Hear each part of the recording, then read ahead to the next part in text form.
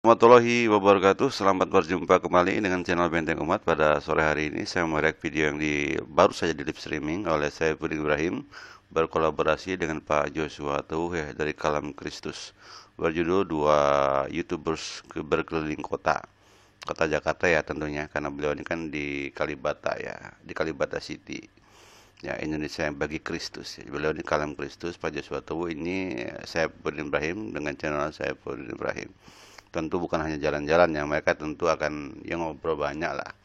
Di antaranya ya mungkin ngobrol-ngobrol tentang saksi-saksi yang meringankan daripada Kosman Bitsunet. Mereka membutuhkan 7 orang ya. Ini baru 2 yang sudah mencuat ke publik, yaitu Bu Romaili Sitohang ya dari Bali ya, seorang penyuluh Kristen non PNS Denpasar. Pak Saipudin Ibrahim ya, semalam dia mengatakannya jadi pengibar reskrim untuk jadi saksi, dan mungkin Pak Joshua Tuh, karena Pak Joshua Tuh pun dulunya mau jadi saksi yang memberatkan untuk Yahya mungkin sekarang dipakai untuk saksi yang meringankan daripada Kosman Bitsunetnya. Nah, di sini kan ada juga beberapa hal yang mereka bicarakan. Yang paling jelas adalah di sini jelas tematiknya adalah menghajar siapa Rudi Yohanes Hutagalung. Rudi Yohanes Hutagalung atau sang debaters kan awalnya beliau yang memfasilitasi untuk membantu si Kosman dengan menghimpun dana gitu dan menghimpun lawyers ya. Tetapi kemudian beberapa hari dibatalkan oleh Pak Yusuf Manobulu. Berikutnya lagi yang kedepannya adalah Pak Saipudin Ibrahim ya, dengan dukungan daripada si Paul Jeng dari Jerman. Nah, ini jadi masalah ya. Di sini kan eh, siapa si Rudi Yohanes ya banyak mengkritik ya tentang strategi-strategi yang dilakukan oleh kelompoknya Abi. Di antara begini, kalau memang betul-betul mau membantu, kenapa kok sampai nantang-nantang PGI, nantang ini, nantang itu. Lalu kenapa kok tidak melakukan lobby? Memang saya akui kalau beliau ini jago lobby ya. Artinya berbuat baik sama polisi, melobi-lobi itu bisa. Atau melobi-lobi pihak-pihak tertentu membuat semacam pernyataan dan seterusnya. Ini dapat saya pahami ketika si Kosman bin Suna dilaporkan oleh ulama Jawa Timur. Kan turunlah tim lawyers yang dikoordinator oleh Bu Uti Watimena. Langkah pertamanya apa hasilnya? Si Kosman minta maaf waktu itu. Iya, minta maaf Kosman. Nah, di sini dengan gaya-gaya Saipul Ibrahim dan Paul Jeng, bukannya minta maaf, malah menantang-nantang. Menantangnya apa? Menantang PGI, menantang apa? Jadi justru menimbulkan musuh baru dan tidak melakukan lobby-lobby. Harusnya dana yang ada terkumpul ratusan juta itu juga dipakai untuk lobby-lobby. Jadi di sini ada sesuatu, kata si sang debater itu, kelinci percobaan. Jadi seolah gini, seolah bahwa kalau saya dengerin dari Paul Jeng bahwa kasus Kosman ini hanya trigger trigger untuk memperjuangkan daripada minoritas. Apa artinya? Kasus Kosman ini sebetulnya satu faktor yang dipakai gitu, bukan tujuan utama. Yang dipakai nggak peduli Kosman tuh mau apa, inti sarenya ingin menyuarakan ke dunia internasional, ke lembaga HAM internasional kah atau ke Amnesty Internasional untuk memperhatikan kaum minoritas di Indonesia. Nah, ini jelas ya, niatnya tidak terlalu tulus ya. Kalau dia tulus sebetulnya ya kayak Ibu Uti Watimena mendatangi dia di Jogja, di Bali, saya tahu dari rekamannya di sebuah gubuk. Judulnya adalah Kosman ketemu dengan kawan sekantor pengacara, lalu dia minta maaf. Waktu itu habis itu sepi gitu, MUI Jawa Timur nggak lagi ribut. Kenapa? Mungkin sudah tercium baunya, mereka sudah melihat si Kosman sudah minta maaf dan mungkin tak diulangi kembali. Di dalam sesi ini bukan minta maaf, malah menyalahkan A, nyalakan B, nyalakan C. Jadi ada juga sebenarnya ucapan daripada si Paul Jeng bahwa ini trigger. Ya, si Kosman ini hanya sekedar digiring-giring, digadang-gadang ya untuk berhadapan dengan kaum muslimin apa nggak tahu ya, dan membawa kasus ini ke internasional ya. Dengar dulu bagaimana si siapa fakta ini. Dengarkan dari Pak Rudi Yohanes ya, next. KPK dan sebagainya, sepertinya ini ada lari jalur saya lihat ini. Jadi oleh karena itu perlu dipertanyakan juga eksistensi daripada PG ini, apakah masih diperlukan oleh umat Kristen khususnya Protestan apa tidak gitu loh. Karena kalau begini-begini terus hanya sibuk mengurusi aset-aset daripada PGI menurut saya tidak tepat untuk dipertahankan, perlu dievaluasi karena sekarang apalah kedudukannya pengacara ini bilang PGI perlu dipertanyakan. Kalau saya masih mending. Kalau dia apa urusannya kawan? Saya nggak tahu Bapak ini Protestan atau apa. Kalau nama-namanya sih kayaknya nggak Kristen nama-namanya. Oke lah, anggap dia Kristen. Tetapi dia posisinya berbicara di situ sebagai apa? Sebagai lawyer. Kalau saya sebagai jemaat, sebagai umat. Maka lucu sekali dia mempertanyakan itu kawan. Terus mereka minta bantuan ke PGI, alasan PGI membantu apa? Legal standingnya apa? Kan sudah kubilang, kecuali mereka sedang menyebarkan Injil, terus dipersekusi atau ditangkap, PGI oke lah turun tangan. Kalau PGI tidak turun tangan, baru kita bilang bubarkan saya, tidak ada manfaat kau. Ini kan bukan karena itu Pak Kosman ditangkap. Tetapi karena dia menghujat agama sana, menghujat kitab suci orang sana. Sudah ngerti. Berarti ucapan dari Rudy Hanes ini persis seperti dari channel BSS official ya, dari Pak Bob Son. Dia mengatakan bahwa Pak Kosman ini ditangkap bukan karena agama, nggak ada hubungan sama murtad, tapi berhubungan dengan tadi menyalahi daripada undang-undang IT dan undang-undang penistaan agama. Demikian ya. Oke, sekarang bagaimana dengarkan di sini ya, bagaimana mereka itu menghimbau sudah kita bersatu aja. Apalagi itu katanya itu si Raja Begodors katanya, si Raja Begodors yang begini begitu ya. Silakan sini ya.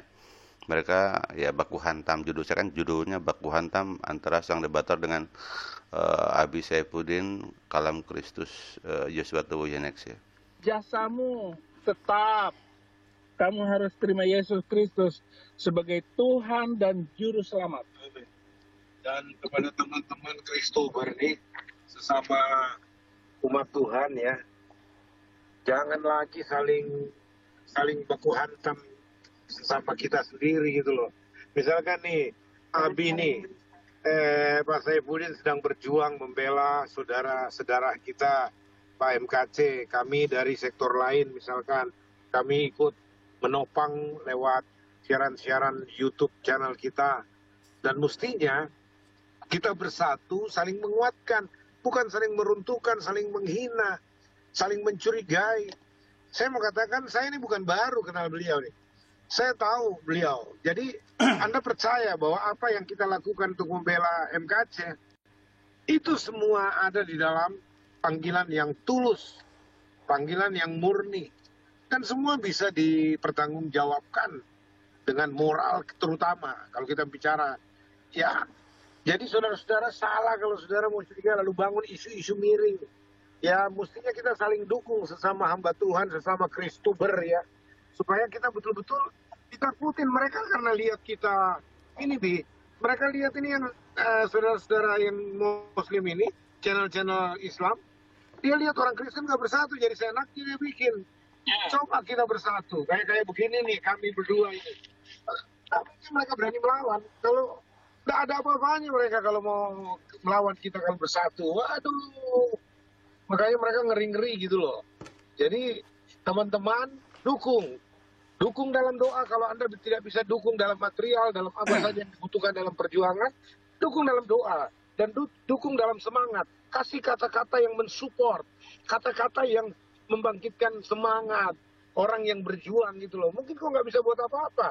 Kami yang bekerja di lapangan, kami yang berhadapan dengan musuh, kami juga kan senang kalau kita dapat kata-kata yang menggembirakan gitu loh. Misalkan, maju terus Pak Saifuddin, kami berdoa buat Bapak supaya Tuhan jaga, Tuhan lindungi, Tuhan berkati Pak, Tuhan antara Pak Joshua Tuwuh dan Pak Saifuddin ya, dalam konteks ribut kemarin baku hantam antara Trinitas dan Oneness, Pak Saifuddin lebih condong mengalah ya, lebih condong kepada Trinitas.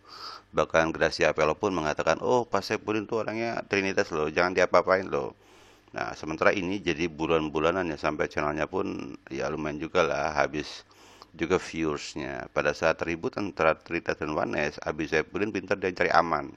Dia pun mengatakan, saya gereja murtadin, tidak mau ribut masalah Trinitas dan Oneness. Nah, dia ngomong kayak gitu kan, sehingga dia aman. Kalau si MKC dia malah hijrah, dari Wanes ya, dibantu oleh Pak Rizal Lubis gitu, lah kabur ke si Abdullah dengan pion 88. Jadi berkhianat gitu, lari dari Wanes. Karena memang orang Bertalin itu nggak paham dengan dogma-dogma Wanes dan Trinitas. Bagi dia itu pokoknya hidup, tahu Yesus sebagai Tuhan, titik. Nggak ada lagi ribut-ribut demikian ya. Nah, dalam hal Kosman, mereka bersatu ini antara Pak Yosua Tewu dengan Abi Saifuddin, dan targetnya diantaranya tadi penyerangan terhadap PGI. PGI sebagai lembaga yang tidak memiliki wibawa, kearifan, dan sudah saya bahas kan, ternyata PGI ini dalam proses Kosman pintar, dia tidak mau terlibat karena itu berhubungan sama hukum. Yang kedua dalam konteks Pak Yahya Waloni gitu, PGI mengampuni. Dan ini sesuai dengan Roh Kudus yang datang kepada saksi yang mau memberatkan Pak Ustadz Yahya Waloni datang. Kesannya Pak Roh Kudus itu datang untuk memberikan semacam apa ya, pengkabaran bahwa mengurus dan memperpanjang urusan si Pak Ustadz Yahya Waloni itu sesuatu yang tak diizinkan oleh Roh Kudus. Dan ini harus diketahui oleh semua kaum Kristen. Jangan lagi mengurusi masalah Pak Yahya Waloni. Karena kalau mengurusi Yahya Waloni atau memperpanjang urusan beliau, karena beliau ini kan ditangkap karena reaksi.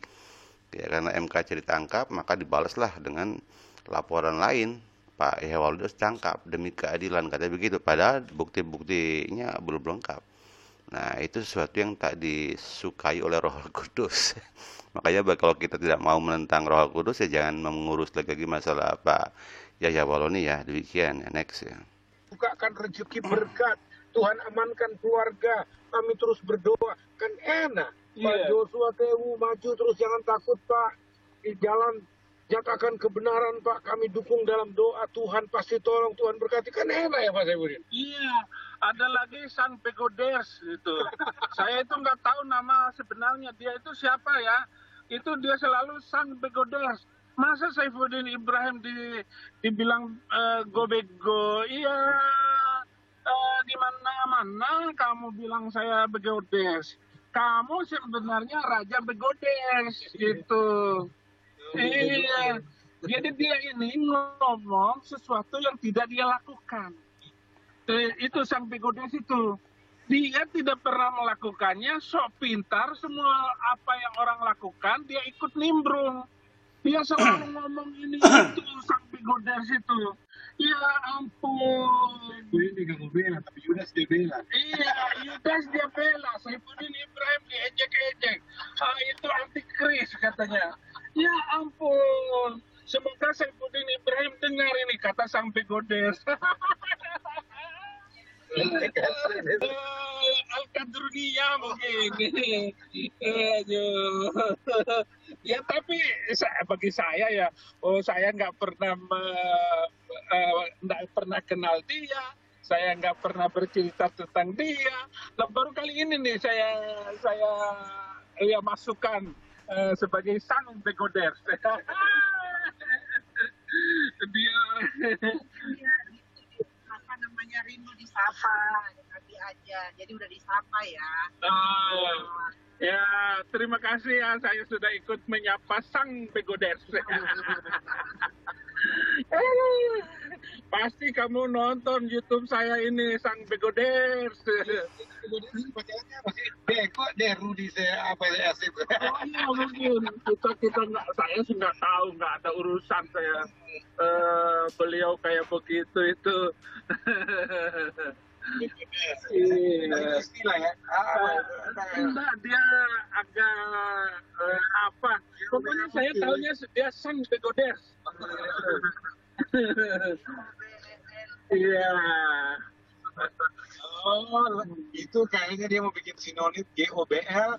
Oke. Oh itu juga mungkin. Kalau kita lihat dengerin setting yang ibu-ibu tadi, itu ibu-ibu suara dari istri beliau ya, Bu Ayu Sarah ya, Bu Ayu Sarah itu semobil.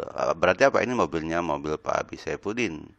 Mungkin dari Tangerang mau entah ke Bareskrim atau apa nggak tahu, atau mungkin mengkoordinir tentang saksi-saksi yang meringankan Pak Kosman bin Sundet, mungkin membawa Pak Joshua Tewu mungkin untuk tadi koordinasi tentang saksi yang meringankan pertama, dua lagi show kepada publik bahwa dia bersatu dengan Kristus berlain, dan mengajak kristuber lain untuk bersatu, karena memang untuk memperjuangkan si Kosman ini high cost ekonomi, saya bilang ekonominya biaya tinggi ya. Untuk peradilan saja, untuk maafnya maksudnya sebelum pengadilan mereka harus nyiapin dana, menyiapkan mana saksinya memang semua itu memerlukan cost, memerlukan biaya, dan Kosman termasuk cost tinggi ya. Adalah ekonomi namanya high cost ekonomi biaya tinggi pengurusan si Kosman, sampai membuat budget katanya untuk ngurusin dia saja itu sekitar ya 500 lah, 500 juta untuk nyiapin hotel A, B, C, D dan seterusnya. Belum lagi mungkin pada saat dia dihukum, kalau dihukum itu kan perlu dia dilindungi, karena begitu tadi saya bilang banyaknya bullying terhadap kekerasan ini pun pernah dialami oleh Abi Saifudin. Dia pun dapat duit banyak ya, dapat berkat banyak, dan dia gunakan untuk penginjilan banyak orang-orang yang katanya mengaku masuk Kristen, tetapi setelah dia keluar dan mengundang gitu dan memanggil orang-orang yang pernah dia baptis atau pernah dia injili dan pernah dia bawa jiwanya, tak tahu orang itu juga pada kabur. Jadi banyak orang-orang yang di penjara itu yang beliau kasih makan, kasih apa itu ya sekedar cari makan saja, ngaku-ngaku pengikut Kristus, tapi pas sudah keluar ya udah kembali lagi mereka kepada komunitasnya. Artinya apa ya, kita maklum ya, namanya juga tahanan, mereka tuh butuh makanan yang berlebih, mungkin perlu nutrisi yang lebih. Abi Saifudin memberikan lebih, ya dia ikutin. Kalau ada syarat-syaratnya mungkin bagi dia tuh nggak mikir, karena tadi kan al-fakru ya kan, kefakiran dekat dengan kekufuran. Ya pokoknya asal kenyang aja sudah, asal kenyang dikasih makan, mau disebut Kristus kayak mau disebut Kristen kayak terserah, keluar balik lagi ke Islam. Demikian ya mungkin ya, next ya. Goblok gitu. Ya, terima kasih saudaraku ya. Kamu sudah mengangkat nama saya. Saifuddin Ibrahim ini hanyalah anjing mati di hadapan semua manusia. Nggak ada gunanya saya. Tetapi saya hanya percaya kepada Yesus Kristus, Tuhan dan Juru Selamat itu memakai saya dan menggunakan tenaga saya untuk membesarkan namanya, memuliakan namanya. Termasuk dalam hal menangani MKC ini memang membutuhkan banyak hal. Dan saya sedang bahkan saya menawarkan apartemen saya karena mereka kuat sekali, saudara-saudara, kuat sekali mereka dananya kalau mempermainkan ini. Lah saya baru ada 400, uang baru ada 400. Ya kan, dia dari hasil penggalangan sudah dapat duit 400 juta dan dia menawarkan kembali apartemennya yang di Bekasi. Katanya seharga 500 kurang ya. Memang kalau apartemen di Jakarta ya sekitar 350-an lah atau 4 juta. Dia menawarkan apartemen dia yang seharga 500 juta kurang gitu ya. Jadi dia memiliki properti banyak ya, punya apartemen seharga 400 atau 500 juta, punya rumah di Tangerang, punya mobil, wah banyak ya. Ini kenapa dia pendeta? Dia pendeta, bukan sekedar seorang bukan hanya seorang murtadin ya. Oke, demikian ya. Dan dalam hal perjuangan si Kosman ini dia bermain ya, main gambling gitu. Jadi dia berani berspekulasi namanya. Berani modalin lah gitu kira-kira. Dan dia melihat katanya biayanya cukup tinggi katanya. Padahal muslim kan tidak pakai duit-duitan. Mana ada muslim misalkan begini, enggak ada. Itu murni memang aspirasi masyarakat muslim ya, melalui lembaga masyarakatnya untuk pengaduan dari si Kosman, dan tidak ada permainan uang di sana untuk membuat si Kosman misalkan bertahan, jangan sampai dilepaskan, jangan sampai dibebaskan, jangan sampai dibuat misalkan ada penyelesaian secara damai. Nggak ada uang ya. Demikian ya, itulah kira-kira mungkin penyampaian kita pada sore hari ini, mudah-mudahan dapat bermanfaat. Billahi taufiq wal hidayah. Wassalamualaikum warahmatullahi wabarakatuh.